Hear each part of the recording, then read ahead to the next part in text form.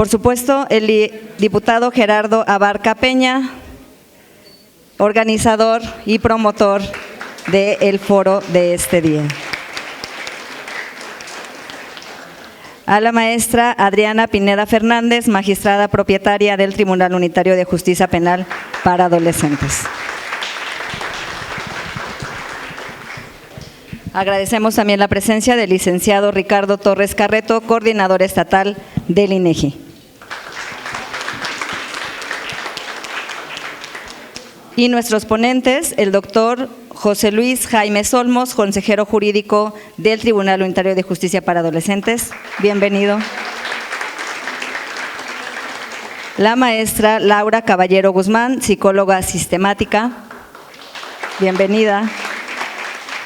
Y bienvenido también el licenciado Dante Chávez García, conferencista y jefe de prevención del Tribunal Unitario de Justicia para Adolescentes. Bienvenidos todos, los invitamos a tomar asiento. Vamos a dar el uso de la voz al diputado Gerardo Abarca Peña, organizador y promotor de este foro. ¿Qué tal? Muy buenos días.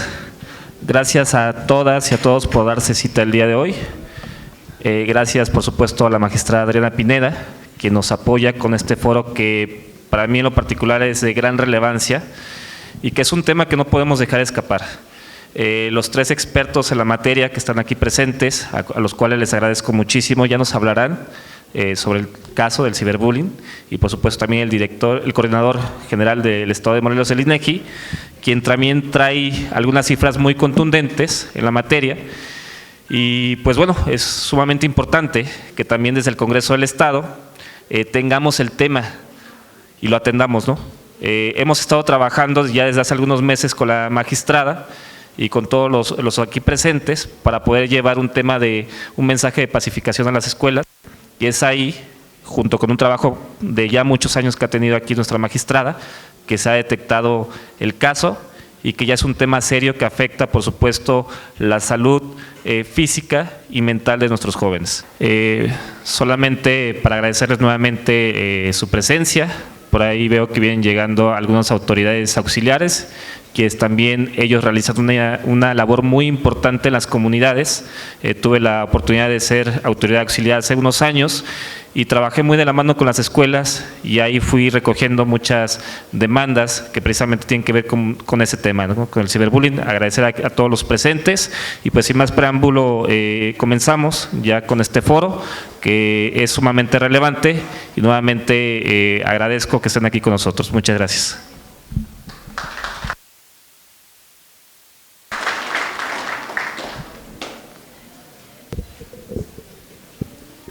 Muchas gracias, diputado. En primer lugar, vamos a dejar el uso del micrófono al licenciado Ricardo Torres Carreto, coordinador estatal del INEGI, para escuchar la presentación del diagnóstico estadístico sobre ciberbullying en la entidad. Con mucho gusto. Tenemos la presentación que aludí hace un momento. Esta presentación tiene 427 láminas, de manera que amaneciendo vamos a terminar de revisarlo. No es cierto. No vamos a leerla, vamos a centrarnos en los datos interesantes que nos puede arrojar este estudio experimental que desarrolla el INEGI desde hace 8 ejercicios de medición del módulo de ciberacoso, que es una manera de poder hacer esta estadística experimental. Este mes es el mes del orgullo LGTB+. Si alguien está interesado en conocer resultados, también dentro de las encuestas experimentales tenemos la encuesta nacional sobre diversidad sexual y de género, de manera que con mucho gusto podemos compartir con cualquier persona que esté interesada para poder precisar cómo se comporta nuestra entidad con respecto de este dato para visibilizar una situación que es una expresión social. Pero bueno, vamos a tratar de adivinar lo que estamos viendo en la imagen. Igual y puedo, si me puedo poner de pie y estar de este lado, ¿no? Por aquí, a ver si hay, miren, es ciberacoso. Vamos a tratar de… ¿Está conectado la USB al equipo?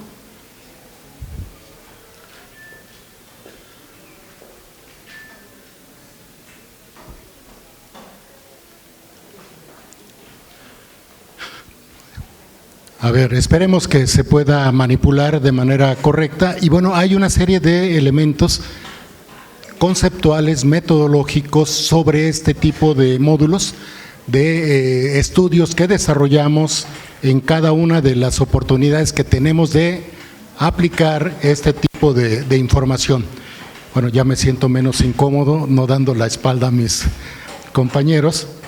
Entonces, bueno, tiene una explicación detallada de qué es lo que debemos identificar como ciberacoso. En este caso, el glosario de términos nos va a ir precisando sobre algunos aspectos que vamos a ir revisando. Entonces, el objetivo general es conocer la prevalencia del ciberacoso en personas de 12 y más años de edad. Ya está pasando, ya está activadas.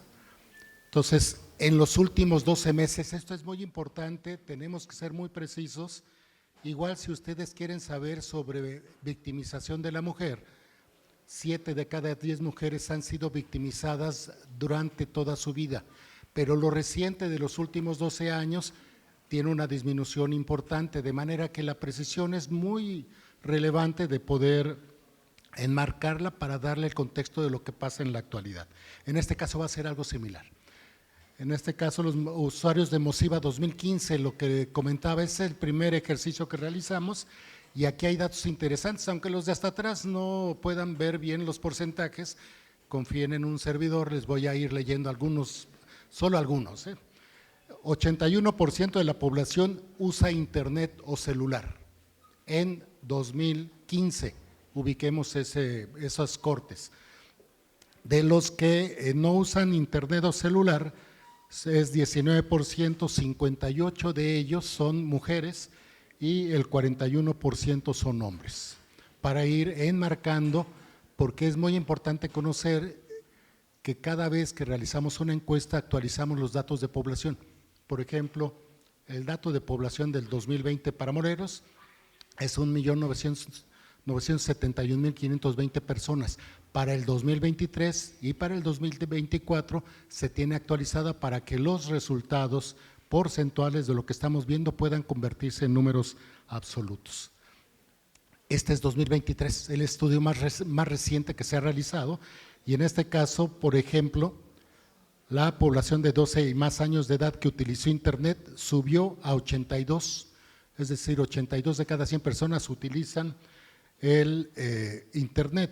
Y de estos, a través de cualquier dispositivo, ya estamos hablando de datos nacionales, 84.1 millones de personas en 2022 y subió a 87.9 para el 2023.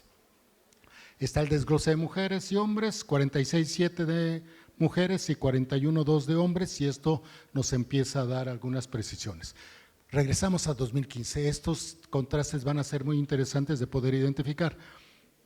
Y del total de personas que utilizan internet, tenemos que el 75.4 no ha tenido experiencias de ciberacoso.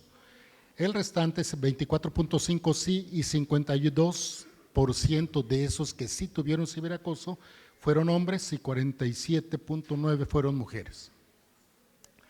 Ya para el 23 estos datos se van moviendo de manera interesante. Por ejemplo, tenemos la población de 12 y más años que experimentó alguna situación de ciberacoso en los últimos 12 meses, y aquí tenemos que a nivel nacional es 20.9 al 2023, 19.6 en los hombres y 22 en el caso de las mujeres. ¿A qué número se refiere? 8.1 millones de hombres y 10.3 millones de mujeres, y ahí podemos empezar a darle un poco de referencia a este dato, ¿no? Esto es por entidad. Una de las buenas maneras de poder acceder a los datos es ir desglosando, desagregando geográficamente, y en este caso Morelos está en este punto con 24.6, ocupa el lugar número 14 en el concierto nacional para poder identificar la población de 12 más años de edad que vivió ciberacoso a nivel de los 32 estados del país. Aquí tenemos cómo se comportó 2022 contra 2023. De 17.2 subió a 21.3, de manera que fue una de las entidades en donde más creció la práctica del ciberacoso a nivel nacional. Tenemos aquí, en el caso de hombres, ya ubicamos en esta parte 19.2 en el caso de los hombres, y en el caso de las mujeres es interesante poder ver que las mujeres son más agredidas en materia de ciberacoso y ocupamos aparentemente el lugar 8 o 9 a nivel, digo, por no estar contando cada renglón, pues sube el comportamiento en el caso de las mujeres. Este es 2015 por nivel escolar. Entonces, donde hay mayor ciberacoso es en el nivel superior, y pues eso se da en condiciones muy interesantes que merecen profundizar mejor eso en 2015. En 2023 vemos que 31.2 se dio en el nivel superior, 29.9 en el nivel medio superior y 38.3 en la educación básica. Ya esto es a nivel de detalle por estado. En materia de la básica, estamos muy cerca del promedio nacional con 38.9, que es el valor que tenemos en cuanto a la escolaridad, en este caso la básica. Tenemos la media superior, baja un poquito la incidencia, sin embargo se mantiene de manera importante por arriba de la media nacional. Y tuvimos un espectáculo de magia, desapareció pero ya volvió a aparecer. Y es el 15, el 2015, según tipo de acosos. Esto es bien interesante, por favor pongan mucha atención. Se los podemos compartir con mucho gusto, tanto al Congreso como a mi amiga Adriana Pineda, a cualquier persona interesada, para que lo tengan y lo puedan utilizar y entender un poquito en mayor detalle cómo ha sido ese comportamiento. Igual, si caen en la trampa, si se convencen de poder ser usuarias intensivas o usuarios intensivos de la información, les podemos entregar mucho más datos que seguramente van a ser de su interés. Tenemos que aquí recibir spam o virus. Seguramente algunos se recordarán que hubo una incidencia mayor, en este caso 22%, recibir llamadas que no se requerían, recibir contenido multimedia, ser contactado con identidades falsas, recibir mensajes, ser registrado en sitios web, robar identidad, rastrear sitios web, dañar, publicando información íntima y ser obligado a dar contraseñas. Contra 2023, y aquí es donde se convierte en algo muy sensible. En el caso del 2023 es el oscuro, contacto mediante identidades falsas, es decir, se ha ido sofisticando la manera de poder aplicar el ciberacoso y poder incidir en la invasividad de la intimidad de las personas. Mensajes ofensivos, 33.3, recibir contenido sexual, este caso es muy importante, subió a 26, insinuaciones o propuestas sexuales también a 23.7, si las sumáramos estaríamos hablando de casi 50% de las situaciones que se viven en materia de ciberacoso. Llamadas ofensivas, 22.3, suplantación de identidad, 18.6, provocaciones para reaccionar en forma negativa, rastreo de cuentas o sitios web, críticas por apariencia o clase social, amenazar con publicar información personal, audios o videos para extorsionar. Publicar o enviar información personal, fotos o videos, o bien publicar o vender imágenes o videos de contenido sexual. Es este grado de sofisticación, insisto, en cuanto a la invasión de la intimidad. Este ya es el mapa nacional en donde ubicamos a Morelos en este estrato de 20, contacto mediante identidades falsas, es decir, tenemos 20 estados en esa circunstancia.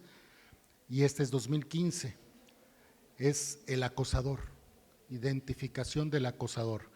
En este caso es familiar, pareja o expareja, compañero de clase o trabajo, amigo, conocido, y el mayor porcentaje es de desconocidos, para un total de 87.7 en 2015. Para 2023 los agresores son solo desconocidos 61.7, solo conocidos 23.4 y conocidos y desconocidos 14.8. Y esta es más detalle en cuanto a los agresores, en materia de que 61.7 de población de 12 y más años de edad fue víctima de ciberacoso, desconocía a las personas o personas que lo efectuaron y ya se hace un desglose mayor. Este ya es en el contexto nacional, ocupamos el lugar número 7 en cuanto a que los agresores no eran conocidos de las personas que recibieron la agresión. Seguramente por eso es que la reacción por parte de nosotros los morelenses tiene que ver con tener medidas de seguridad con mayor intensidad que en otros estados del país.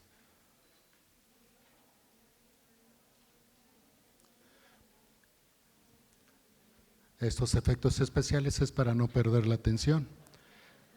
Este es bien interesante, les pido que lo puedan tratar muy pormenorizadamente, requiere de más tiempo. Es una matriz en donde se cruzan, por ejemplo, las situaciones de ciberacoso y los medios utilizados. Y en los colores podemos ir ubicando tanto el estrato correspondiente como la coloración, que nos va a dar la cromática de cómo se comportan los medios digitales con respecto de las situaciones de ciberacoso. Y aquí tenemos Facebook, Messenger, llamadas celular, llamadas de teléfono fijo, WhatsApp, Instagram y correo electrónico personal. Ese es el desglose de los medios que son utilizados para este estudio que realizamos. Y bueno, llamadas ofensivas en 2023 es la incidencia por entidad. ¿Y cómo es que se comporta Morelos? Morelos está en esta parte con publicar y o enviar información personal, fotos y videos. Estas son las acciones, es muy interesante y ojalá y todos tomen cuenta y desarrollen creatividad en cuanto a enfrentar estas circunstancias. Bloquear a la persona cuenta o página, ya sé que todos sabemos qué es lo que tenemos que hacer, sin embargo, en la realidad, en ocasiones se hacen otro tipo de… se reacciona de otra manera. Ignorar o no contestar, como en el caso de las extorsiones, no hacer ninguna acción. Está en tercer lugar, cambiar o cancelar número telefónico, cuenta o contraseña, eliminar la publicación, el mensaje o video, reclamar o confrontar a la persona, en el caso de que sea conocido, denunciar ante el Ministerio Público, Fiscalía Estatal o proveedor de servicio, 7.3 de hombres y 12.2 de mujeres. Esto es muy interesante, además de que informar a una persona, madre, padre, amiga, familiar, y también denunciar ante autoridades escolares o laborales, reportar ante la policía 1.4, esto es muy interesante, decidimos reportar a la policía o a las autoridades en 1.4 de las situaciones que se presentan, o bien publicar la situación en redes sociales, que en ocasiones tiene un resultado inverso a lo que uno pretende, ¿no? A sus órdenes si hay dudas, inquietudes. Muchas gracias. Muchas gracias, licenciado. Si alguien quiere hacer alguna pregunta. Creo que no. Le agradecemos muchísimo esta participación. Sabemos que por cuestiones de agenda no nos puede acompañar a todo el desarrollo, pero previamente… sí hay alguien que quiere participar. Con gusto. Gracias. No cobramos las respuestas, por favor.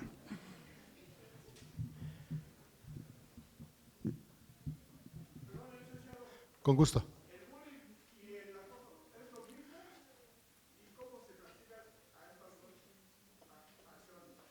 Con mucho gusto. Bullying es el anglicismo de acoso. En el caso del INEGI lo que hace es un glosario de términos para ser muy precisos en lo que significa la circunstancia que está midiendo.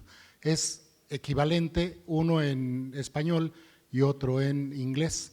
Y bueno, se materializa o se populariza más en inglés que en español, pero bueno, el INEGI da cuenta de toda esta explicación para que tengamos mucha precisión en la interpretación de los datos. Gracias. Con gusto. Nada más en términos prácticos, aprovechando que hay chicos, ¿De qué manera podría la ciudadanía, en términos prácticos, posiblemente no tan administrativos, un ciudadano tener acceso a toda esta cantidad de información tan importante y tan relevante para el Estado de Morelos? ¿De qué manera ellos podrían tener esta información de fácil acceso? La dejamos aquí en una USB, bueno, en medio digital, se puede copiar. Si hubiera alguna lista de asistencia con correos electrónicos o teléfonos celulares, se las hacemos llegar. Y una alternativa que es también muy abierta es entrar al sitio web del INEGI, que es www.inegi.org.mx. Ahí es donde entramos y podemos acceder no solo a esto, a tabulados, a muchas otras cosas y a las estadísticas experimentales, que es un manjar muy suculento para aprender cosas de este tipo. A la orden. Gracias, licenciado. Con esto terminamos las participaciones y pedimos a la maestra Adriana Pineda Fernández y al diputado Gerardo Abarca Peña hagan entrega de su reconocimiento por la participación en este foro al licenciado Carreto.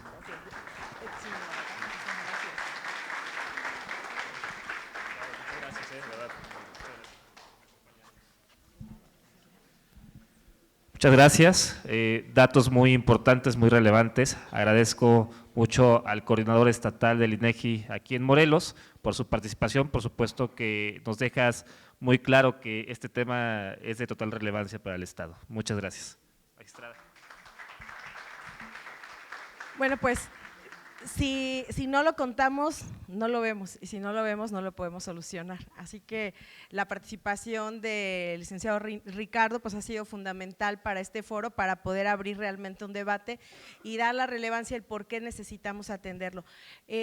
Reconocer este esfuerzo por diseñar una publicación de datos específicos para el tema, y con mucho gusto, si nos lo autoriza, haremos las e-cards respectivas de esta información para que todos puedan conocerla y la puedan tener de manera accesible, porque es muy importante. Incluso la matriz, vi que todo el mundo tomaba fotos, digo, sí es relevante, así que con mucho gusto también la pondremos a disposición con su autorización.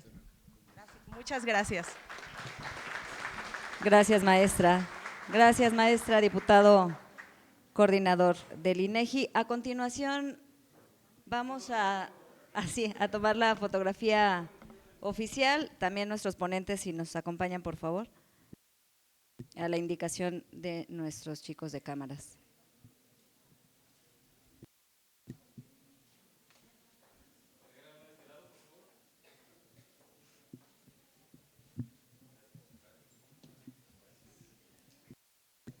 Gracias, compañeros.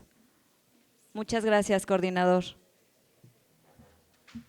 Vamos a presenciar la proyección de un video informativo sobre cyberbullying elaborado por el Tribunal Unitario Penal de Justicia para Adolescentes. Les pedimos su atención al proyector. ¿Te has puesto a pensar cómo se siente un niño después de sufrir bullying? Me sentí mal y a la vez me dieron ganas de llorar. Insegura y triste. Triste, fea, gorda, mal y sentida. Cuando me pegaban en el kinder me sentía muy triste. Cuando me estaban sacando del baño del convivio, nada más para aventarme un huevo en la cabeza. Siento tristeza porque de por sí yo me siento insegura conmigo. Con ellos me siento peor. Mi compañero me empezó a decir groserías y me empezó a amenazar. Me siento mal y como que tengo ganas de llorar. Me da pena llorar en público. Voy al baño a llorar.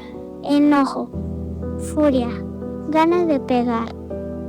Me han dicho flaco y que parezco una lagartija. Tristeza, mucho enojo, que soy mala niña insegura. No estar en este mundo muy triste. Inseguridad, tristeza, enojo y sin ganas de nada. Ya no quiero ser molestada. No te calles, no seas parte, no lo permitas. Detener el bullying comienza contigo.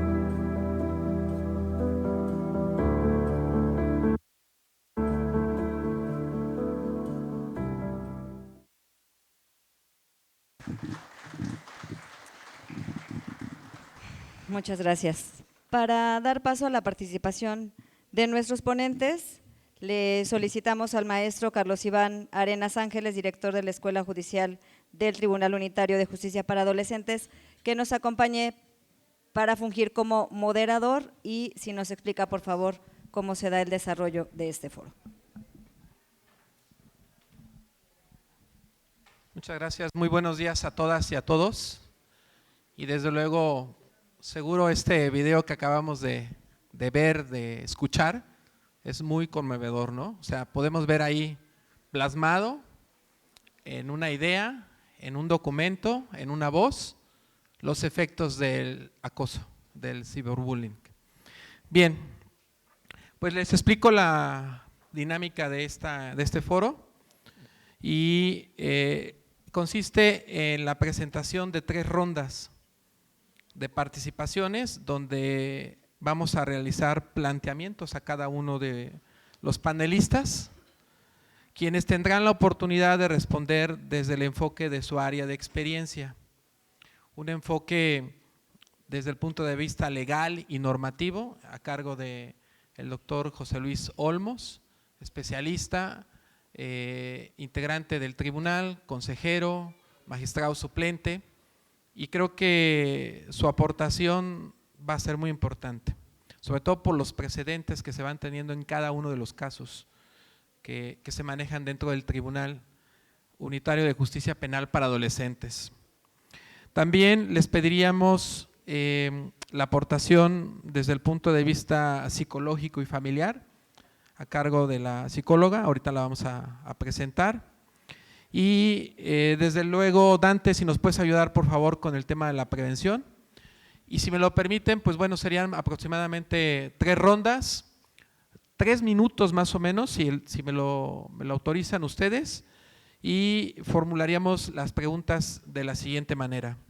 Entonces, este foro va a ser en base a las preguntas que previamente ya las tenemos formuladas y no sé, también por ahí en las pantallas se pueden ir viendo la currícula de cada uno de nuestros ponentes y vamos a iniciar entonces con la primera ronda de preguntas. El doctor José Luis Jaimes Olmos, le pediríamos que nos respondiera a la siguiente pregunta, doctor. ¿Cuáles son los principales vacíos legales o normativos que dificultan la persecución y sanción del ciberbullying en México, especialmente cuando involucra a niñas, niños y adolescentes? Adelante, por favor, doctor. Gracias. Muy buenos días a todas y a todos. Esta pregunta es muy importante y trataré de resumirla en 3 minutos. Empezaré diciendo que la normatividad aplicable para tratar este fenómeno que ha evolucionado del acoso escolar, porque nos vamos a centrar fundamentalmente en los centros educativos, en donde convergen niñas, niños y adolescentes, desde mi muy particular punto de vista, es una norma inacabada. Veamos por qué.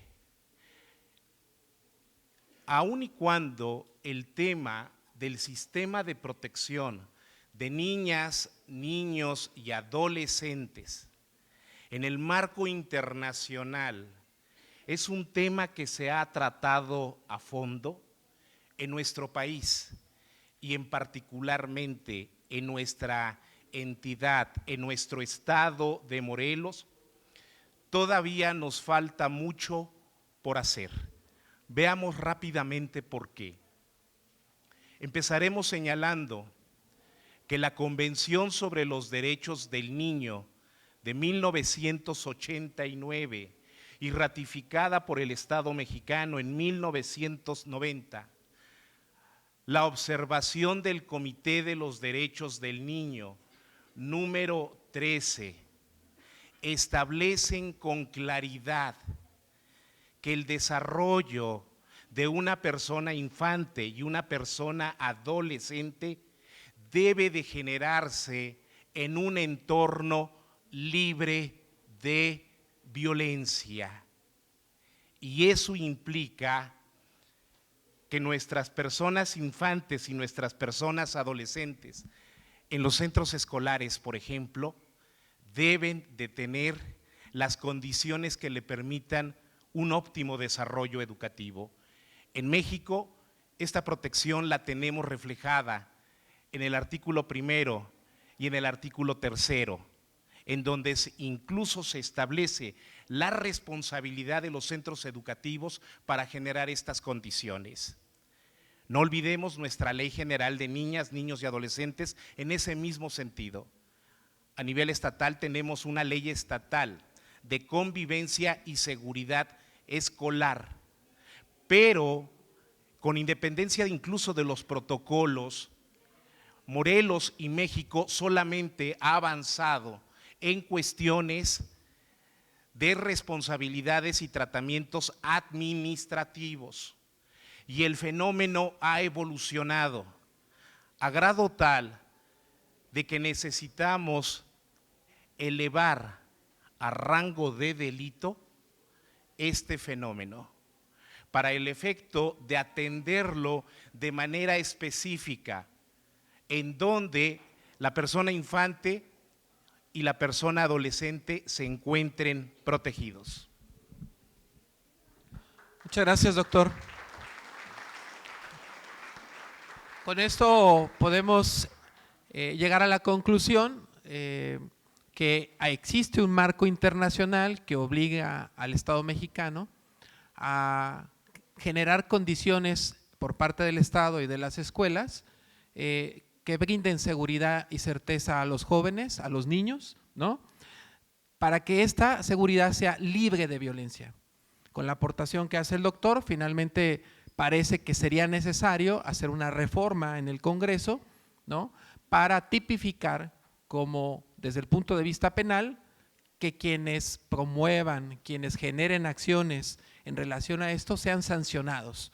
Esa es una tarea que quedaría ahí pendiente y que desde luego es importante regularla, porque si no luego los jueces, el Ministerio Público, las partes pues van a tener una dificultad para poder sancionar este tipo de delitos, ¿no?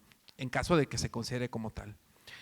Vamos ahora a la segunda pregunta. Esta va dirigida a la maestra Laura Caballero Guzmán, y ofrezco una disculpa de primero haber pasado el uso de la voz al doctor. Sin embargo, siempre como abogados pues queremos primero dar el marco normativo, y esa es la razón, y le ofrezco una disculpa.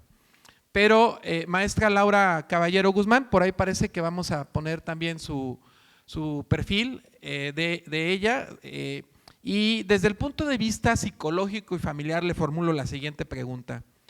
¿Cuáles son las señales psicológicas más comunes que deben alertar a padres y a educadores sobre una posible victimización por ciberbullying en niñas, niños y adolescentes? Adelante, doctora. Muchas gracias. Bien, muchas gracias. Buenos días a todos y a todas. Muchas gracias por la pregunta. ¿Cuáles son los primeros signos que nosotros podemos ver en nuestros niños y en nuestros adolescentes? Estos cambios emocionales, que son como nuestra primera alerta, de ser un niño que sonríe, que platica, que llega y te cuenta tu día, a volverse un niño retraído, a un niño triste, a un niño que puede caer en depresión. Si nosotros como papás, y me voy a permitir hacer mucho énfasis en los papás y en los adultos que somos responsables de esta educación y este acompañamiento de los niños, somos capaces de observar estos cambios que muchas veces son imperceptibles, de ser un niño que llega y te cuenta tu día, al otro día ya no contarte nada, alerta, algo está pasando. Niños que pueden llorar y llorar solos, no quieren que nadie los vea, ocultan eso que les está doliendo. En el video que veíamos al inicio, muchos de los niños decían: es que me siento enojado, me siento triste, me siento con pena. Eso es lo que sienten, pero no te lo van a decir. No van a llegar y te van a decir: ay mamá, ¿qué crees que me siento triste? No, aquí va a ser muy importante observarlos, ver cuáles son sus cambios incluso de mirada, de cómo hablo, de cómo me siento, de cómo me visto, de si quiero seguirme bañando, quiero seguirme arreglando o no. Eso va a ser como lo primero que nosotros tenemos que observar en nuestros niños y en nuestros adolescentes. Ya no van a querer convivir, ya ese temor de que a la burla, que puede ser llegada por cualquiera de mis conocidos, puede ser de mi hermano, de mis primos, de mis vecinos, prefiero mejor ya no convivir. Entonces se aíslan. Niños que salían y jugaban, ya van a ser niños o adolescentes que se van a aislar completamente. Esa es otra señal de alarma. Otra, que ya no van a querer ir a la escuela. Ya no quiero ir, y van a encontrar pretextos, se sienten mal, me siento enfermo, no va a ir la maestra. Ojo, a eso sí, nosotros como papás y cuidadores, estar muy alerta, porque es lo que van a querer dejar de hacer. Ya no van a querer estar en el mismo espacio donde ellos donde son agredidos. Empiezan a dejar de comer también, o pueden empezar a comer bastante. Entonces, esos cambios alimenticios en los niños y en los adolescentes también hay que observarlos. Después de que comía y disfrutaba comer, ahora ya no lo hace. Entonces, algo está pasando.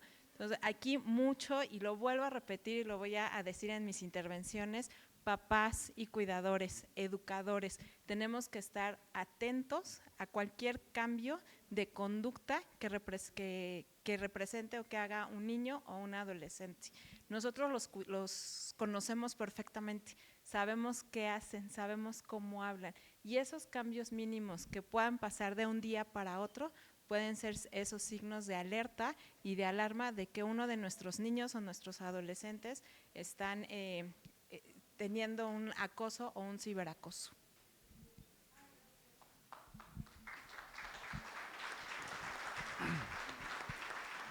Muchas gracias, maestra, y sin duda pues el mensaje es: ojo, papás, mamás, tutores, responsables de niños, profesores, cuidado, porque si empezamos a observar cambios en la conducta de nuestros niños y de nuestras niñas, ahí hay que ponerle atención. Bien, vamos a pasar a la siguiente pregunta, que va dirigida al licenciado Dante Chávez García. Parece que ahí tenemos ya su presentación. Y le pediría si desde el punto de vista de su experiencia como prevención y riesgos digitales actuales me pudiera responder la siguiente pregunta. ¿Cuáles son las tendencias más recientes en herramientas y plataformas utilizadas para ejercer ciberbullying y qué riesgo de seguridad representa para el adolescente, Dante? Muchas gracias, maestro. Muy buenos días a todas y a todos. Esto es una pregunta maravillosa porque seguramente algunos no tenemos en tendencia lo que hacen nuestras niñas, niños y adolescentes, sobre todo en su vida digital. Lo voy a poner desde este contexto. Ellos utilizan Instagram, en primer lugar, como una plataforma para realizar grupos y obviamente también páginas de cyberbullying para sus compañeras y compañeros. En segundo lugar está WhatsApp, que es una de las plataformas que no es propiamente una red social, pero es un medio de comunicación en donde ahí es un poco más complicado detectar que se está ejerciendo el famoso cyberbullying porque son a través de teléfonos y son grupos un poco más cerrados.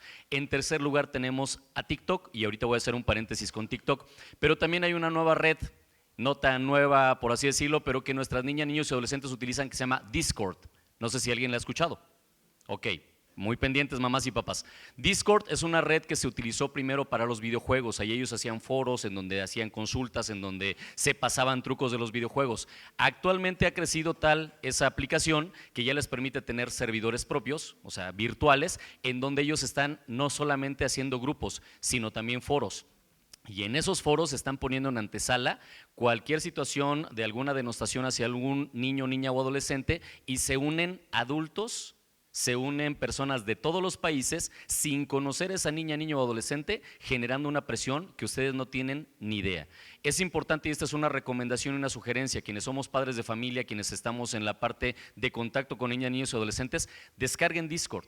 Descarguen obviamente Insta, métanse a lo que son las plataformas, busquen Quemados Cuernavaca, Quemados Fulanos de Tal, y se van a dar cuenta del gran número de grupos que existen en muchísimos lugares. Entonces es importante que lo aprendamos a socializar, que aprendamos nosotros a qué hacer, pero sobre todo los riesgos. ¿Cuáles son los riesgos más fuertes que tenemos para nuestras niñas, niños o adolescentes que están dentro de estas plataformas? El principal es la influencia. En el momento en que nosotros tenemos ese contacto, las cosas son diferentes. Les pongo el caso rapidísimo de TikTok. Se contacta un adolescente de 16 años y me dice, oye Dante, ¿qué significa y cómo puedo ser un hombre de alto valor? A sus 16 años. Le comento, oye, platícame qué sucedió con esta situación, ¿dónde lo viste? Ah, es que sigo al Temach, sigo a fulano de tal y todo el rollo. Dije, ten mucho cuidado, tú ya eres un hombre de alto valor. Desde que nacemos, hombres, mujeres, niños y todas las personas tenemos valor. Pero imagínense cómo él está deformando, quiere estar en el gimnasio, quiere tener miles de millones de dólares para sentir que él tiene valor. Entonces hay que estar muy al pendientes de estas plataformas que siguen nuestras niñas, niños y adolescentes y sobre todo involucrarnos.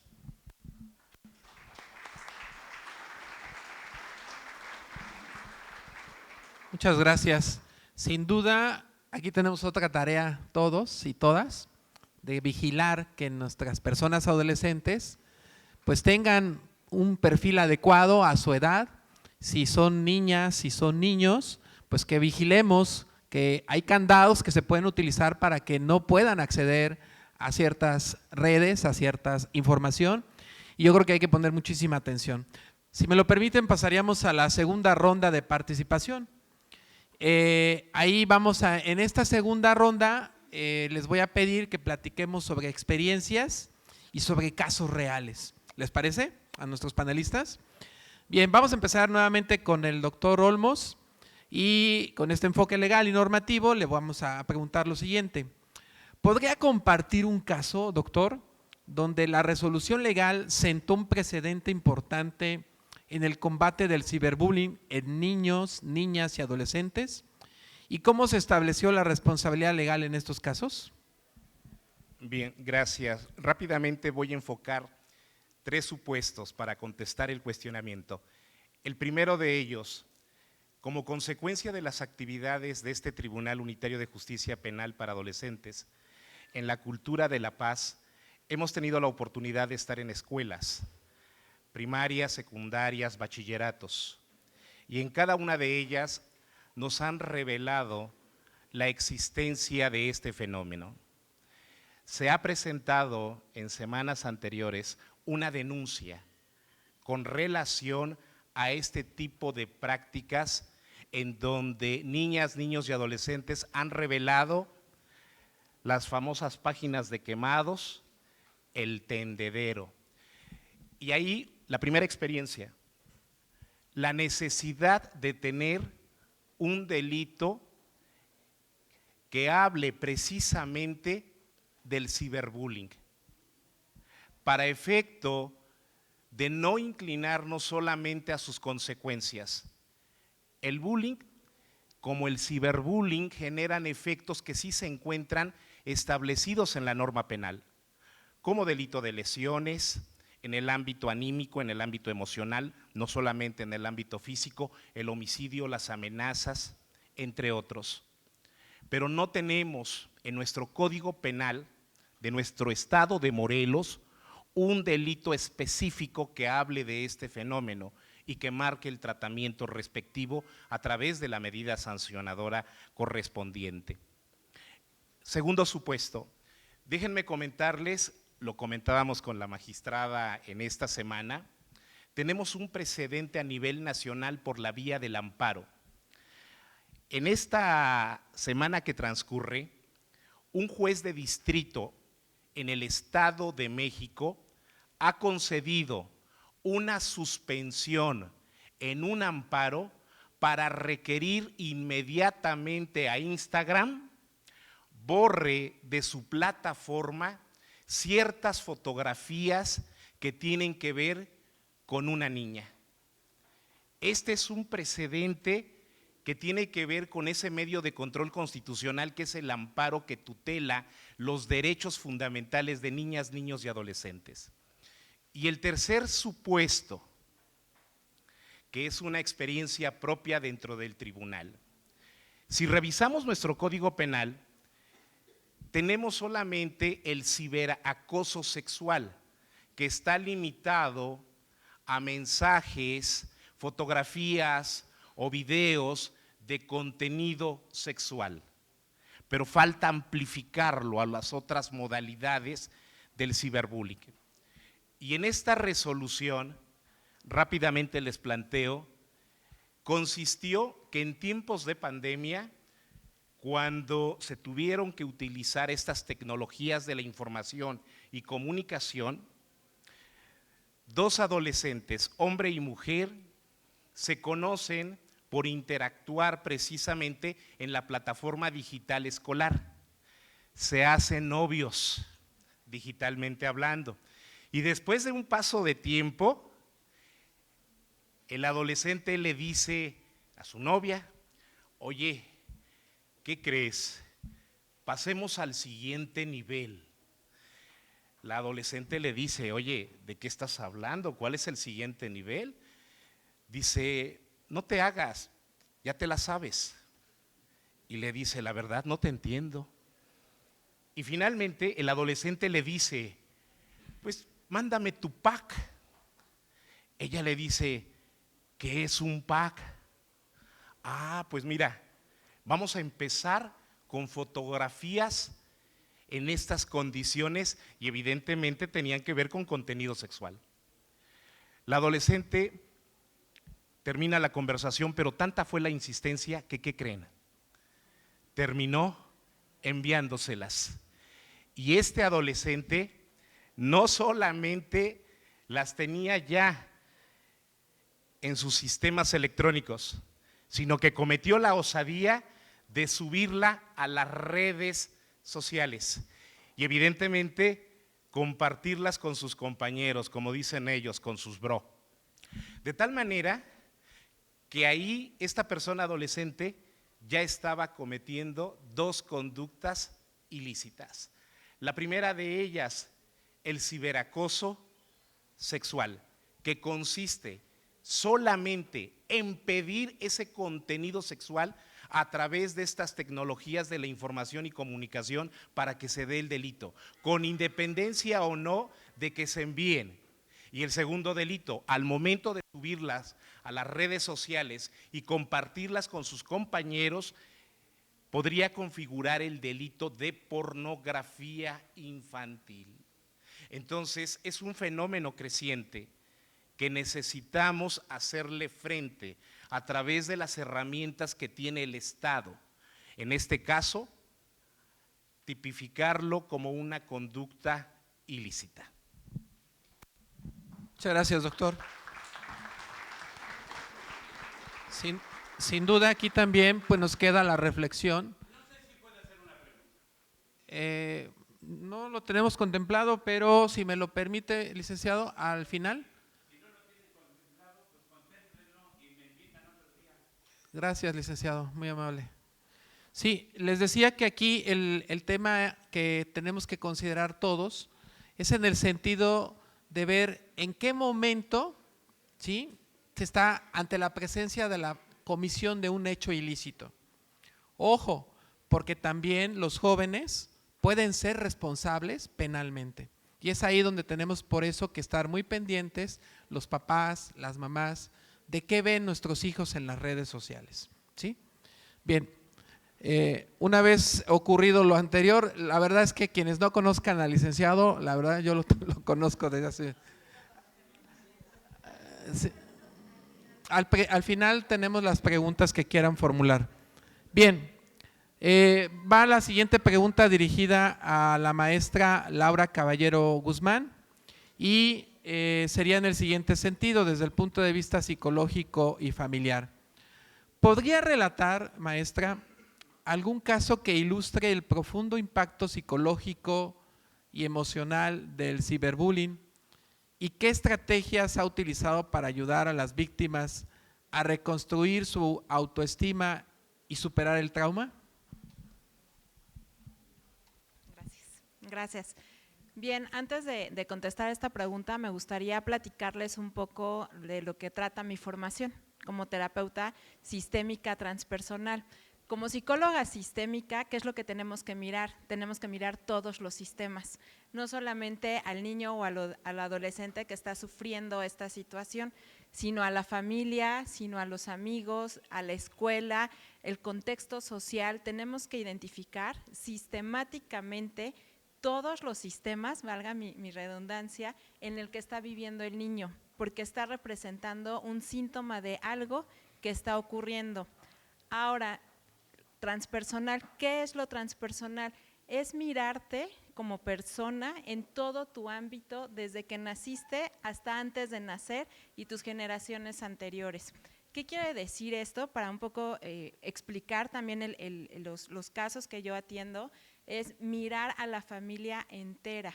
¿Y qué es mirar a la familia entera? Mirar a papá, mirar a mamá, mirar a los abuelos, mirar a los tatarabuelos, mirar todo lo que mi familia ha vivido y que yo como adolescente vengo a representar en una situación de acoso o ciberacoso. Les voy a platicar, este es uno de los casos que yo vi cuando también era maestra y ahora como terapeuta, una niña, vamos a ponerle Sofía, de 13 años, que llegaron sus papás muy inquietos porque la niña recibía mensajes ofensivos, porque ella no quería comer y porque empezaba a mostrar autolesiones corporales. ¿Qué es lo que hay que ver? Muchas veces los papás piensan que el problema lo tiene el niño o la niña y entonces la llevo a terapia, que me la arreglen para que entonces se solucione todo. ¿Y qué creen papás? Los que tienen que ir a terapia somos los papás, ¿no? Papá y mamá. Y aquí es algo bien importante. Nosotros en la terapia sistémica transpersonal hablamos de 3 órdenes, que son la pertenencia, la jerarquía y el equilibrio. ¿A qué me refiero con pertenencia? Y lo voy ligando al caso. Todos pertenecemos. Todos en el sistema pertenecen. El papá que me abandonó, que nunca se hizo cargo de mí, pertenece a mi sistema y como hija lo tengo que mirar. El abuelo que fue asesinado en la guerra también lo tengo que mirar y lo tengo que incluir. Ese tatarabuelo o abuela que fue abandonada y humillada, la tengo que mirar y la tengo que incluir en mi sistema. ¿Por qué? Porque entonces la niña o el adolescente, ¿qué está representando? A ese excluido que yo no he mirado, a ese familiar que yo no lo he integrado. ¿Qué es el bullying? Es la expresión del niño o la niña para que alguien de mi sistema familiar sea visto, sea mirado, sea integrado. Una vez que nosotros lo trabajamos, hay muchas herramientas sistémicas, entre ellas las constelaciones familiares, y podemos integrar a ese familiar que no está integrado, entonces la niña y el niño toma fuerza. ¿Qué quiere decir? Que entonces reconoce y se mira al familiar que no había sido visto. ¿Qué quiere decir? Si mi abuela nunca fue humillada, pero nunca se habló de ella porque ya no es temporada de hablar de ella y la niña lo está representando al permitir, claro, de manera inconsciente esta agresión, ¿para qué? Para que mi abuela pueda ser reconocida. Ese es el trabajo que hicimos con esta adolescente, porque también pudimos identificar qué hacen los niños. Los niños nos aman por sobre todas las cosas a los papás y hay un concepto bien interesante que es amor ciego.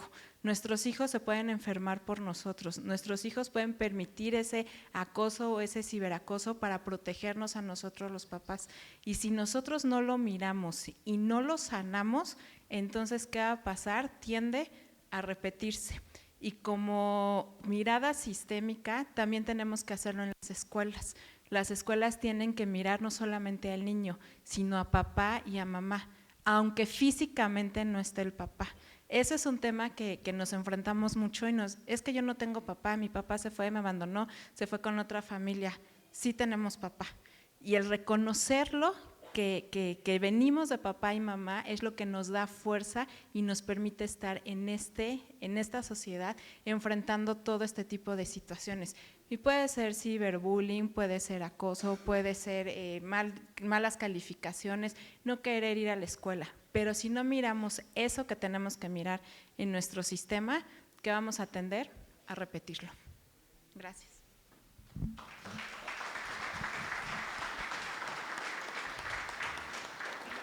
Muchas gracias, maestra, pues sí, impacta, ¿no? Ver de qué manera, a quién se tiene que ver, atender y sobre todo prevenir, porque no atender este tipo de circunstancias puede traer consecuencias posteriormente, ¿no? Sin duda. Vamos a preguntar ahora al licenciado Dante lo siguiente. ¿Podría describir un caso real de ciberbullying que haya identificado desde el área de la prevención del Tribunal Unitario de Justicia Penal para Adolescentes, y si hubo una intervención destacando cuál es el error más común que cometen los padres o las instituciones al intentar resolver un caso de ciberbullying. Por favor, Dante.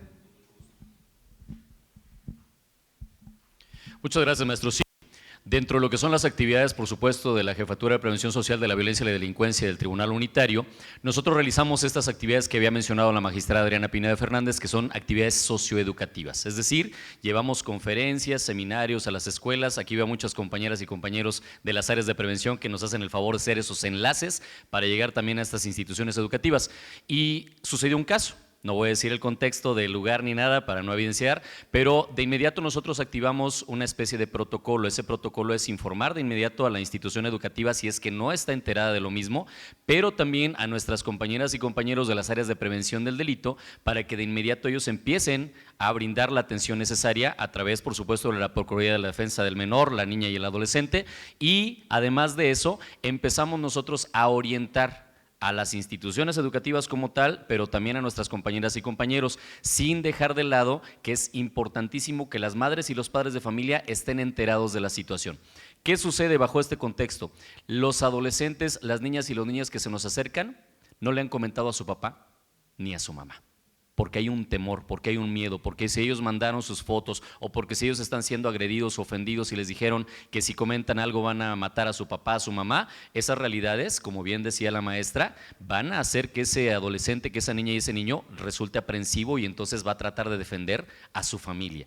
¿Qué sucedió? Pues bueno, que nosotros hicimos los protocolos adecuados aquí con el doctor José Luis Jaime Olmos, damos parte justamente al área jurídica, la maestra por supuesto también está enterada de todos estos casos para proceder de manera estructurada. ¿Qué quiere decir? No nada más es de la parte legal, es de la parte de atención psicológica, la parte de atención emocional, la parte de atención, por supuesto, del DIF, que tiene que ver con esta parte de lo que está sucediendo en su entorno familiar, con el fin de poder dar una solución, no un castigo, sino que también esa niña, ese niño y ese adolescente sepa que estamos las instituciones, que estamos el tribunal y otras áreas, por supuesto, de diferentes instancias gubernamentales para ayudarles, porque ellos también tienen sus derechos y si en ese momento se les están siendo violentados, pues por supuesto están las áreas correspondientes para poderlo subsanar. En el momento en que nosotros ya tenemos contacto con las madres y los padres de familia, se les abre el espacio en el tribunal para que vayan, para que acudan. Nuestro magistrado adjunto, el doctor José Luis Jaime Olmos, es quien comúnmente nos ayuda a atender esos casos, se les da la orientación, si hay que denunciar, qué tienen que hacer, qué no tienen que borrar, qué tienen que presentar como prueba para que esto obviamente proceda, pero siempre procurando y cuidando los derechos de las niñas, niños y adolescentes, que es lo más importante para nosotros. Entonces, estas actividades socioeducativas son una retroalimentación. A nosotros nos llegan esos casos, nosotros procedemos con lo que debe de corresponder y por supuesto también se deja el precedente y el antecedente, porque aquí también debo aclararlo, hay muchas maestras, muchos docentes que no saben qué hacer. ¿Qué hacemos nosotros? Pues por supuesto brindarles la orientación y decirles cuáles son los mecanismos que ellos tienen como herramienta, pero también la responsabilidad si son omisas u omisos cuando se presenta un caso de esta naturaleza.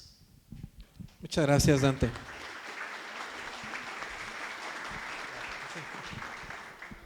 Sin duda muy importante el trabajo que se viene desarrollando ahí al interior del tribunal. Y bueno, han escuchado, si alguna de las personas que se encuentra aquí tiene algún tema que platicar, pueden acercarse a las instalaciones del tribunal. Aquí incluso con los panelistas pueden obtener sus datos y con mucho gusto pueden ser escuchados. Bien, pasamos a la tercera ronda y si me lo permiten, panelistas, al final pueden cualquiera de las personas que están aquí presentes formular alguna pregunta si así lo desean. Bien, pasemos entonces a esta última ronda, la cual se ha denominado soluciones y recomendaciones. Vamos entonces con la primera pregunta al doctor José Luis Jaime Olmos, con un enfoque legal y normativo, con lo siguiente: ¿qué reformas legislativas o protocolos de actuación serían urgentes para fortalecer la capacidad del sistema de justicia en la prevención y sanción del ciberbullying? ¿Y considera que debe de existir un tipo de regulación para el uso de plataformas digitales y redes sociales, doctor? Bien, la respuesta es en sentido afirmativo. Aquí es importante establecer en principio de cuentas lo siguiente. A lo largo de mis exposiciones hemos venido sosteniendo que no es suficiente ya la reglamentación y la normatividad tratante en cuestiones de carácter administrativo para aminorar y atender de manera real y objetiva el fenómeno. Y he venido sosteniendo la necesidad de poder analizar este problema para elevarlo a rango de delito. Y ahí es importante hacer las siguientes aclaraciones. Desde el 2005, con la reforma al artículo 18 constitucional, nuestro país reconoce que nuestras personas adolescentes de 12 a menos 18 años de edad pueden estar relacionadas con la posible comisión de un delito y someterse a un sistema de justicia penal. Pero viene una puntualización muy importante, un parteaguas. Si bien es cierto que pueden ser responsables penalmente nuestras personas adolescentes por haber cometido una conducta delictiva, no menos cierto es que esa responsabilidad y ese sistema de justicia penal no es igual al que se aplica en el sistema de adultos. En el sistema de adultos lo que se busca es sancionar, es castigar, es imponer una pena privativa de la libertad a aquella persona que cometió una conducta ilícita. Nuestro sistema de adolescentes es diferente, es modulado. En el tema de la sanción, este sistema de adolescentes no es punitivo. Su perfil, su finalidad última es reencauzar. Tiene un carácter socioeducativo, terapéutico y restaurativo, porque partimos de la base de que esa persona adolescente que está relacionada con la posible comisión de una conducta ilícita también ha sido vulnerado en sus derechos, porque se supone que el Estado mexicano debió de haber tenido un sistema de protección integral que evitara que esa persona en crecimiento y desarrollo se viera influenciada y afectada en el mismo a grado tal de no solamente cometer conductas antisociales, sino estar relacionada también con conductas de carácter delictivo. Bajo esa óptica, nuestro sistema de adolescentes no busca castigarlo, busca reeducarlo, detectar la anomalía que generó que esa persona adolescente cometiera una conducta ilícita, para que a través del sistema de adolescentes lo reencaucemos, lo regresemos a casa, lo regresemos a la comunidad, con el fin último de que cuando sea joven adulto no solamente no se encuentre nuevamente relacionado con una conducta ilícita, sino que además tenga un plan de vida constructivo, tenga un escenario diferente que le permita desarrollarse, que le permita obtener lo que constitucionalmente buscamos cuando hablamos del primer derecho humano que todas y todos tenemos, que es la dignidad humana y que se traduce en ser felices. Por eso el sistema de adolescentes busca brindarles una segunda oportunidad, de tal manera que cuando se propone la posible instauración o creación de un delito que hable del ciberbullying, lo que buscamos es que si la persona que lo hizo es una persona adolescente, no se le castigue, sino que se busquen medidas socioeducativas terapéuticas de reencauzamiento. Esto nos va a permitir que el Estado se focalice precisamente en esa persona que por alguna u otra razón en casa o en el contexto social en el que vive ha normalizado la violencia y se requieren todas las herramientas de protección para poderlo volver a encauzar. Pero además también focalizarnos en la víctima para que tenga toda la asistencia del Estado y pueda saltar todos estos efectos negativos que nuestra panelista ha enmarcado perfectamente. Y si se trata de una persona adulta quien está cometiendo esta conducta delictiva de ciberbullying, entonces a ella sí, porque ya es un adulto, imponerle una sanción de carácter punitivo, con enfoque castigador. Entonces, el sistema de justicia penal para adolescentes puede ayudar como herramienta fundamental al Estado de poder atender de manera eficaz, real y objetiva este fenómeno. Gracias.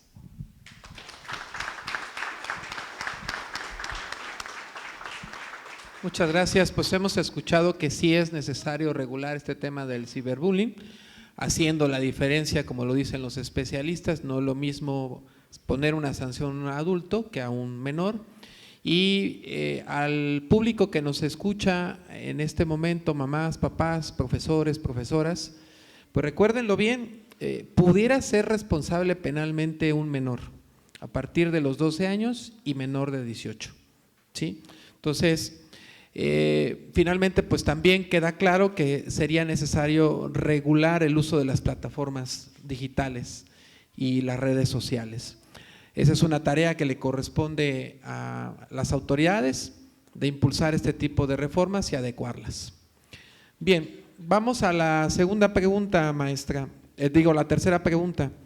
Esto desde el punto de vista, como lo hemos dicho, de un impacto psicológico y familiar. Le preguntaría, desde el ámbito psicológico, ¿cómo podemos trabajar con los agresores de ciberbullying para fomentar un cambio de conducta y conciencia sobre el daño que causan? Adelante, maestra. Muchas gracias. Vuelvo a repetir, desde el enfoque sistémico, el agresor que está mostrando un síntoma del sistema. ¿Y qué es lo que quiere? Ser visto, ¿no? Quiere ser reconocido, quiere que lo vean, es reflejo de algo que está pasando en casa, es reflejo de algo que pasó y quiere mostrar. Entonces, lo que tenemos que ver es ver más allá de la situación per se que se está presentando. ¿Qué quiere mostrar el agresor? El agresor es leal al sistema. ¿A quién? A papá, al abuelo, a un tatarabuelo.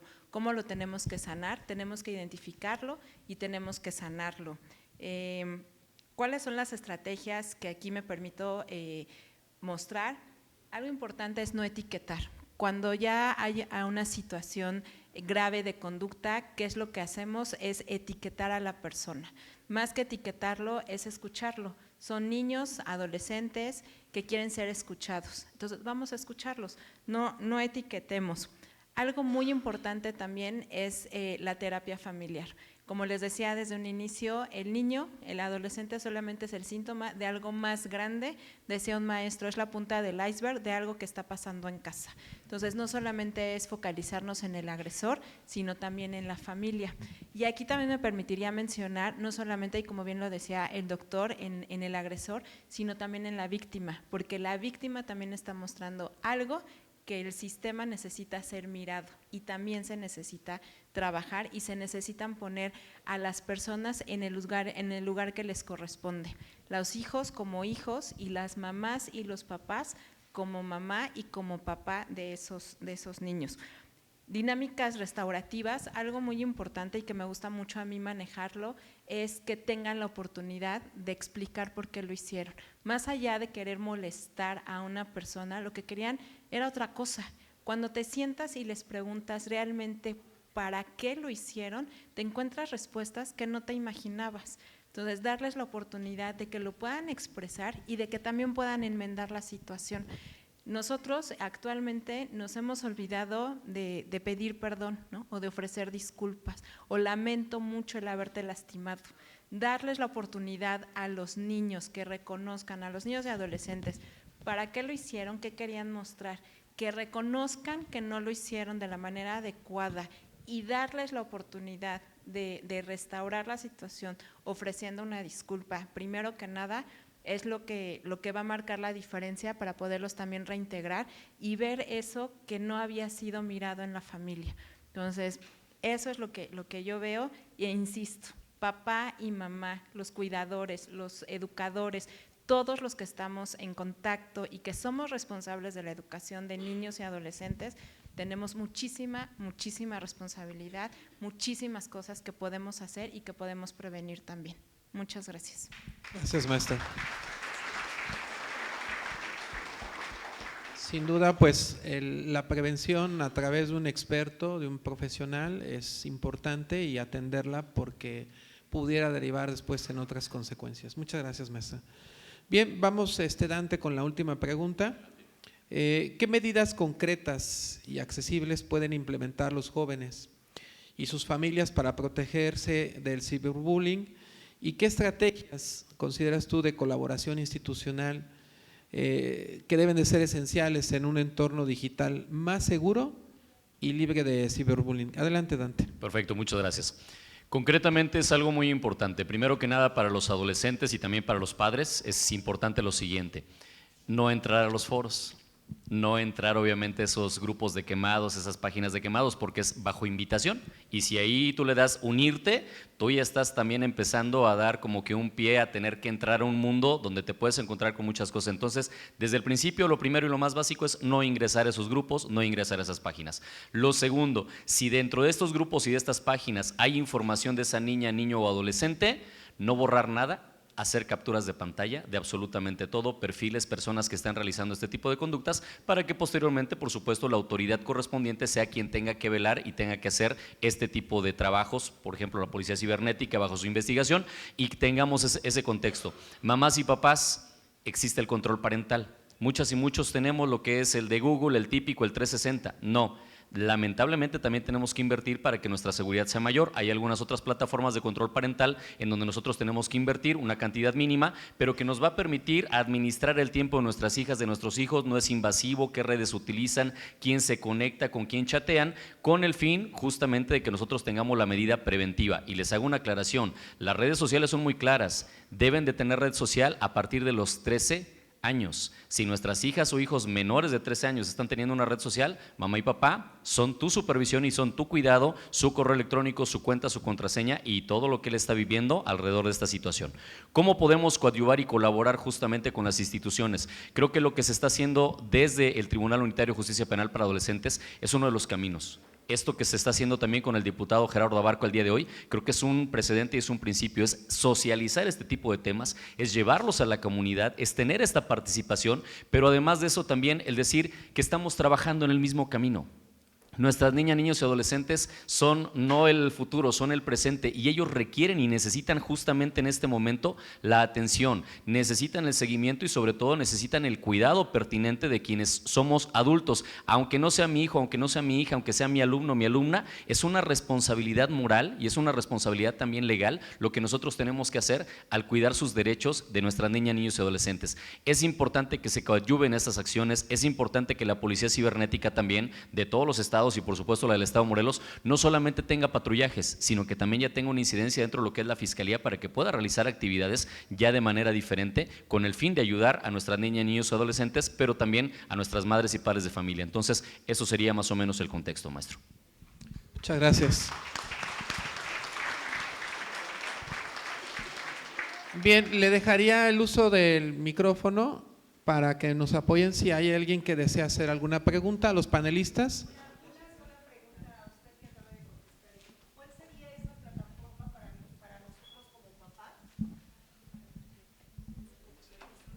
¿Nos podría decir cuál es una de las plataformas que nosotros como PAS debemos de conocer para podernos incluir en ellos y estar al pendiente de ellos?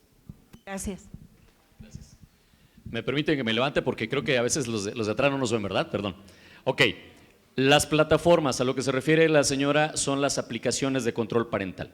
Sugerencia está la de Safe Kids, que es de Google, pero hay otras, una que se llama Kaspersky, así como se escucha, Kaspersky Safe Kids y también Norton Safe Kids. Son de las mejores, son las que tienen mayores niveles de seguridad, pero también son las menos invasivas. Y también ahí les va, cuidado a los adolescentes que están aquí presentes, no les permite desinstalarla. no les permite sacar el truco que permite 360. Ahí sí, quien solamente tiene autorización para cambiar las modificaciones es mamá o papá. Y además de eso, señora, excelente pregunta, también hay que involucrarnos, de verdad. Descarguen Free Fire, descarguen Fortnite, Roblox, Minecraft, Warzone, Warcraft, Call of Duty, San Andrés, todo lo que juegan sus hijas y sus hijos, jueguenlo ustedes también, vean de qué se trata. Y algo que mencionaba hace rato el maestro, es necesario también que se regulen los contenidos. Las redes sociales deben de decir, fulano de tal que es influencer, tiktoker, youtuber, tiene que tener una R de clasificación solamente para mayores de edad. La cotorriza la ven todos y la cotorriza son muy buenos, nos divierten, pero trae algunas cuestiones un poquito complicadas. Espero que haya respondido su pregunta. Al contrario.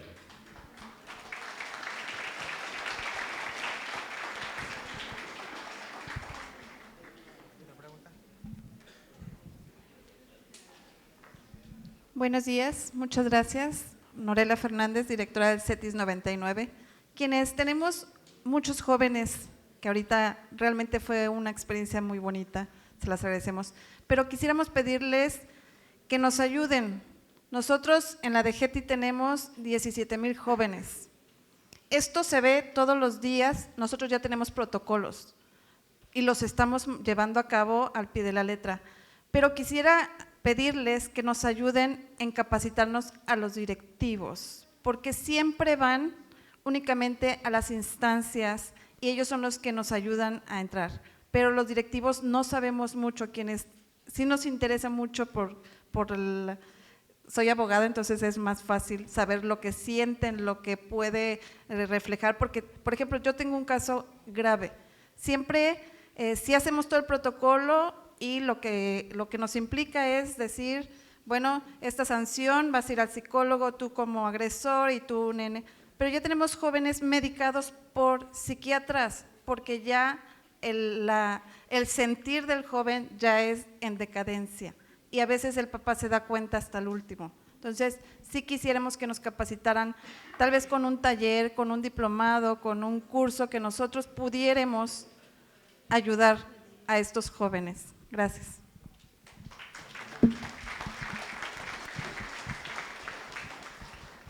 Sí, sin duda yo creo que sí pudiéramos hacer el compromiso, ¿verdad, maestra? Por ahí hemos tenido comunicación y vamos a atender la solicitud que usted formula. ¿Sí? Adelante. Muchas gracias. Yo tengo, la primera es como una clarificación de información y la segunda sería ya una pregunta. La primera, por lo que entiendo, el tipo penal de ciberacoso sexual entonces ya constituye un delito para menores de edad el solicitar la fotografía. Ok, para mí es súper importante porque yo… aquí hay muchos compañeros del área de prevención del delito, pero también habemos jóvenes estudiantes. Entonces, esta clarificación para mí lleva con la siguiente vertiente. Yo he escuchado a muchos jóvenes decir, ¿y mi libertad para disfrutar de la sexualidad en dónde queda? Entonces, ¿nos pudiese ayudar en esa clarificación? Y posteriormente hago la siguiente pregunta, por favor. Bien, es una pregunta técnica muy importante y trataré de responderla con un lenguaje sencillo, porque ya ven, como abogados somos muy técnicos también, ¿verdad? Es cierto, una persona adolescente, sobre todo en esa etapa de la vida, está en un pleno desarrollo de la pubertad, de tal manera que efectivamente tiene el derecho a ejercer precisamente ese tipo de circunstancias que tienen que ver con su normal desarrollo. Pero esto va para papás fundamentalmente. Nuestras personas adolescentes siempre exigen sus derechos, pero no ven el otro lado de la moneda. Cuando hablamos de derechos hay que obligaciones. Y ahí viene un tema importante. Sí, efectivamente, tienes el derecho de ejercer libremente tu sexualidad, pero con responsabilidad. Los derechos no son absolutos. pueden ser objeto de restricción y en este caso, como estamos hablando de personas adolescentes que todavía se encuentran bajo la custodia de sus padres, los padres tienen la obligación de que el crecimiento y desarrollo de la persona adolescente no se vea afectado. Por eso tienen la obligación legal de estar verificando de manera permanente y constante qué es lo que sus hijas e hijos están viendo o están interactuando a través de las redes sociales. Entonces, tienes el derecho, claro, pero ese derecho no es absoluto. Yo como tu papá o mamá tengo la encomienda de verificar que el contenido que tú estás observando no va a afectar tu normal desarrollo. Y en ese sentido, esa sería mi segunda pregunta. Usted nos platicaba un poquito acerca de que el proceso de justicia, hablando de adolescentes, no es punitivo, sino es restaurativo.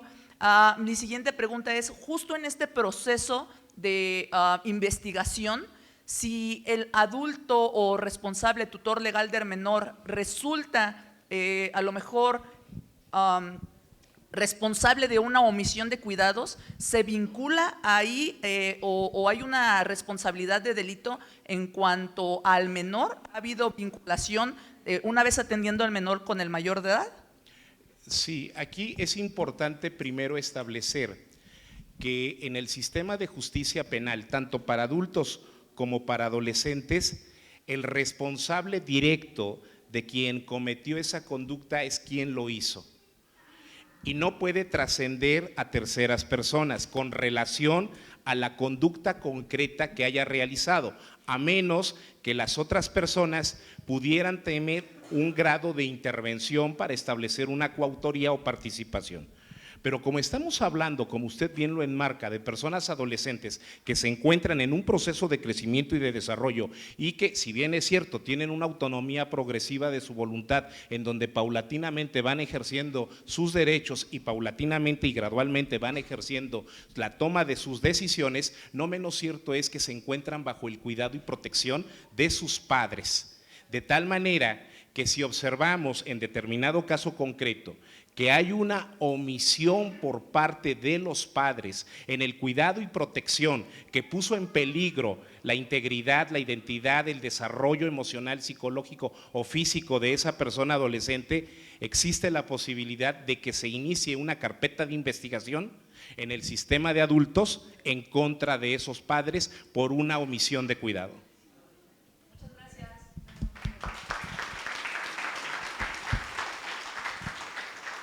Una última pregunta, si alguien desea formularla, adelante por favor.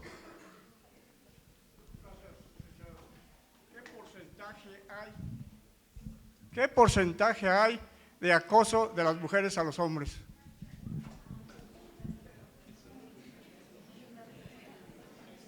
Sí, aquí. Ya se nos fue Ricardo. Ya se nos fue Ricardo, pero ojo, bajo la perspectiva y experiencia de lo que es la parte de la ciberseguridad. Hay una agencia que se llama AMIPSI. AMIPSI es una agencia que hace mediciones, obviamente, de lo que es la conducta en las redes sociales. 51% de las mujeres usan redes sociales, mientras el 49% de los hombres usamos redes sociales. De ahí se derivan los grupos etarios, obviamente adultos, adolescentes. Sin embargo, del 2020 al 2024 se incrementó del 17 al 36% los acosos por parte de las mujeres hacia hombres. ¿Y saben qué es lo más dramático? Que son mujeres adultas hacia hombres adultos jóvenes. Ahí es un dato muy curioso porque también lo estamos analizando y se escucha como el famoso término de la sugar mami y el sugar daddy. Pero, en serio, es real, pero estamos hablando de que hay una mayor presencia ya de las mujeres y esto tiene un fenómeno. Las redes sociales, sobre todo TikTok, en donde muchas mujeres hacen presente del famoso término de colágeno y cosas de esa naturaleza, así tal claro se los digo, y está teniendo un incremento muy fuerte, así es de que cuidado con eso. Es una última que había levantado el señor. Adelante.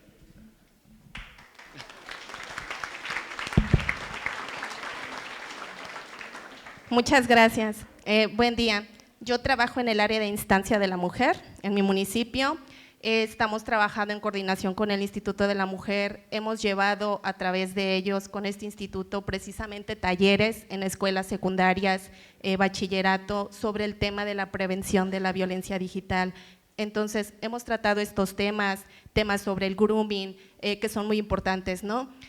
La duda que yo tenía y que quería saber precisamente era como el tipo de consecuencias o las sanciones precisamente que llegan para prevenir. Porque, por ejemplo, con los estudiantes les comentábamos, ¿no? Si a tus manos llega alguna fotografía de alguna persona que han comenzado a difundir, entonces tú no caigas en delito, ¿no? O sea, si a tus manos llega alguna fotografía o algún tema íntimo o alguna información, ponte a pensar en ti y no lo hagas, ¿no? O sea, no lo difundas y no seas parte de este delito. Pero sí me gustaría saber… quería saber como el tipo de sanciones, pero pues bueno, ya escuché que ante un adulto es un tipo de sanción y ante un menor de edad entre 12 a 18 años, pues viene siendo la integración, ¿no? Si nos pudiera explicar, si me pudiera informar, por favor, como más a detalle, cómo es el tiempo, cómo es esta integración, cómo es que se trabaja con estos menores de edad, precisamente para que ellos tengan información y sepan que si hay consecuencias, si quizás para ellos no es de forma penal, pero obviamente pues para que no lo sigan difundiendo y para que no caigan también ellos y no sean cómplices o parte de este delito, por favor. Ok, con mucho gusto. Bueno, va a ser un poquito extenso, si quiere ahorita nada más lo digo de manera somera y al término se acerca con nosotros. Los adolescentes que están dentro del sistema, obviamente la Ley Nacional del Sistema Integral de Justicia Penal para Adolescentes, se dividen en 3 grandes grupos, se llaman grupos etarios. De 12 a menos de 14 tienen un tipo de sanción, de 14 a menos de 16 otro y de 16 a menos de 18 otro tipo.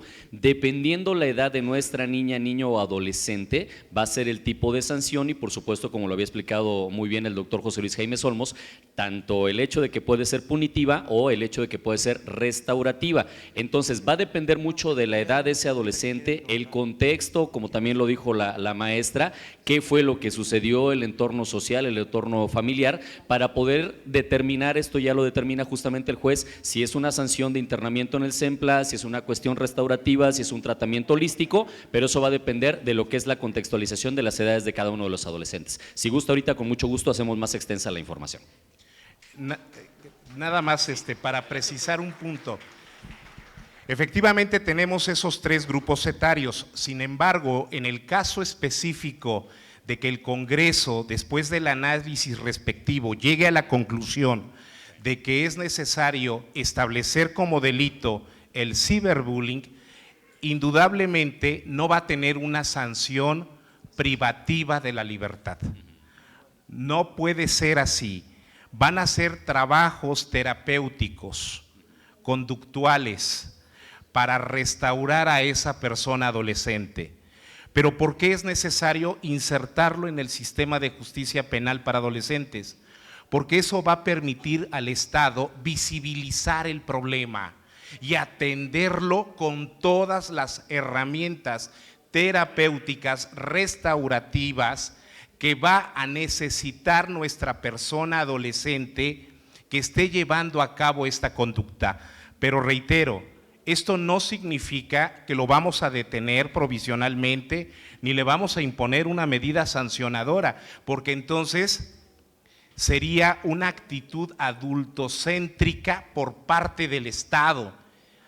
Sería sacarlo fuera de circulación, no, es una persona en crecimiento y desarrollo que nos está pidiendo ayuda. Por eso el sistema de justicia penal se considera una categoría sospechosa en términos del artículo 1 constitucional, y el sistema de justicia no lo puede discriminar, ni lo puede tratar como un adulto, sino por el contrario, el sistema es la herramienta de ayudarlo a restaurarse.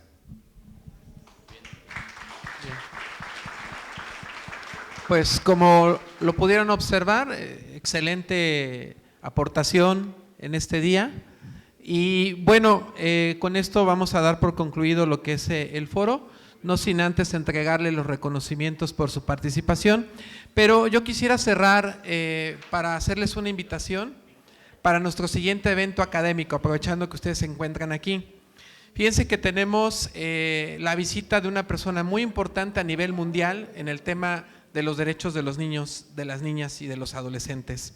Esta va a ser una conferencia que va a ser celebrada aquí en el Congreso del Estado para el día 4 de julio a las 10 de la mañana, y esta conferencia es Estándares de los derechos de la niña y del niño en la justicia juvenil en el marco de la observación 24 de las Naciones de la ONU, y esta va a estar dictada por el doctor Luis Pedernera Reina. Él fue presidente del Comité del Niño de la ONU. Entonces, acaba de concluir apenas este año, en febrero, y nos va a hacer el honor de podernos acompañar para compartirnos todas sus experiencias. Y es un conferencista internacional que vale la pena que todas y todos nos pudieran acompañar. Gracias. Muchas gracias, maestro. Gracias por las ponencias a nuestros invitados. Queremos agradecer también la compañía esta mañana de la maestra Elvia Guadalupe Montes en representación de la doctora Isela Chávez Cardoso, presidenta del Instituto de la Mujer. Muchas gracias por haber estado en este foro. Gracias también al licenciado Carlos Benítez Uriostegui por su presencia esta mañana. Gracias a los jóvenes, a padres y madres de familia, docentes, representantes de las áreas de la mujer, de la juventud y de prevención del delito de diferentes municipios por acompañarnos esta mañana. Voy a dejar el uso del micrófono al diputado y a la magistrada para hacer entrega de los reconocimientos a nuestros ponentes. Pues muchísimas gracias, de verdad, de algo realmente nos llevamos un gran aprendizaje. Como diputado, por supuesto, me deja mucho en qué pensar, que tenemos que reformar, que tenemos que desde el Congreso también actualizarnos, trabajar en paralelo, así como lo he dicho en varias entrevistas. La sociedad y la tecnología van avanzando y las leyes tienen que ir avanzando en paralelo.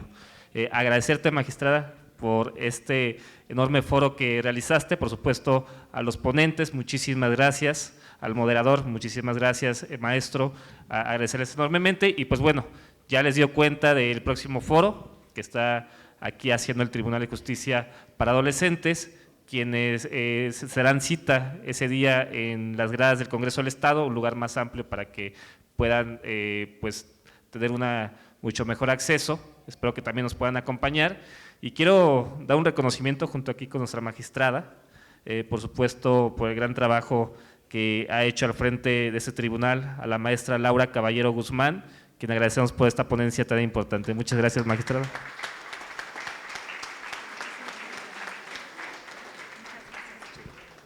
Gracias.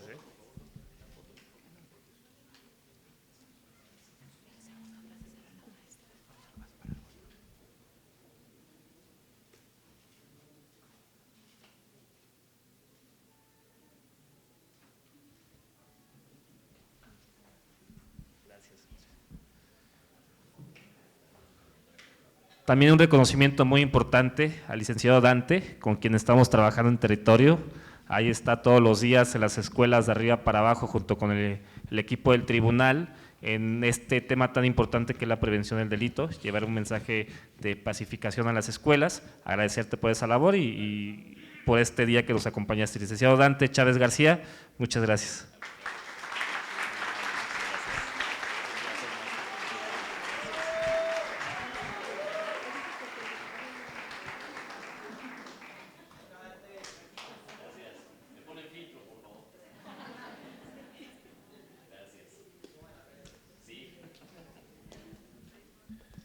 Y por último, al doctor en Derecho Penal, José Luis Jaime Solmos, quien nos queda claro que está haciendo un gran trabajo en frente del tribunal. Agradecerte. Realmente ese reconocimiento a la gran labor que estás haciendo junto con todo el equipo del tribunal. Muchas gracias.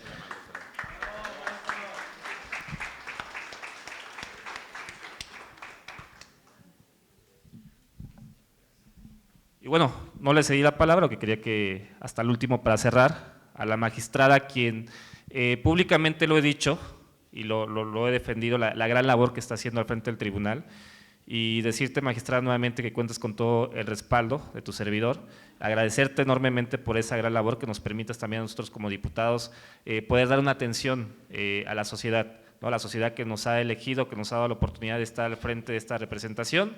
y que por supuesto estaremos trabajando muy de la mano. Y a mí sí me gustaría pedirte, magistrada, que nos comentaras un poquito del trabajo que estamos haciendo en coordinación, un trabajo importante en el cual hemos coincidido y que sería importante que nos adelantaras un poco de lo que estamos haciendo. Bueno, el trabajo que hemos venido realizando a través también del equipo del diputado y por supuesto de él en Cuernavaca, pero también en diferentes municipios del estado, tiene que ver con esta campaña de la cultura de la paz, como un medio para poder todos activarnos a los propósitos también que nos ha llamado la propia gobernadora del estado, es decir, sentar las bases para una sociedad más pacífica que permita gestionar todo nuestro entorno hacia soluciones de conflictos de manera pacífica y no violenta. El ciberbullying y el acoso son un cáncer que nos está comiendo y que nos está generando un problema en nuestras infancias y adolescencias. En particular, el trabajo que hemos estado haciendo en las escuelas y en diferentes comunidades con el diputado y su equipo ha tenido un reflejo o un retrato de lo que realmente está pasando. Niños y niñas, adolescentes que se nos acercan, que son víctimas de ciberbullying o de bullying en los centros educativos y que más allá del establecimiento de protocolos necesitamos llevarlo a la acción, a trabajo constante, permanente, dedicado, articulado, porque no podemos solos todos, tenemos que sumarnos en un esfuerzo colectivo para cambiar la realidad. No es algo simple, es un trabajo que nos puede llevar mucho tiempo, pero que tenemos que ir sembrando todos desde nuestro campo laboral y nuestro campo también comunitario para sumar, hacer esfuerzos colectivos que vayan transformando a lo que hemos nosotros también denominado en esta gran campaña de hagamos de la cultura de paz nuestro estilo de vida. Hoy hemos querido a través de este foro mostrar la problemática, mostrar rutas de solución, pero llevarnos también en la conciencia de que este trabajo legislativo que se está sumando en este momento y que se está integrando, tiene que ver con la definición de acciones legislativas para poder garantizar la seguridad digital de niños, niñas y adolescentes. Esto es algo que nos compete también a las instancias, a todas las instancias gubernamentales. En particular, agradezco la sensibilidad del diputado Gerardo Abarca para escucharnos, para que pueda vivenciar con nosotros la problemática en campo y que de eso surjan soluciones que promuevan la paz en nuestra comunidad. Así que mi reconocimiento para usted también, diputado, desde luego, para toda su gente que lo ha acompañado y que nos ha acompañado haciendo estas labores, pero también a todos los presentes, porque también la mayoría nos ha estado acompañando en el desarrollo de acciones positivas, porque queremos cambiar esta realidad violenta que nos avasalla. Así que gracias por su participación, los esperamos pronto. El siguiente foro, les decíamos, es el 4 de julio, viene este expositor internacional a mostrarnos por qué es tan importante el sistema de justicia juvenil para no solamente atender temas de sanción, sino también de reeducación, de restauración y de prevención. Muchísimas gracias a nuestros panelistas también por el aporte y por la reflexión. Así que, pues un aplauso para todos.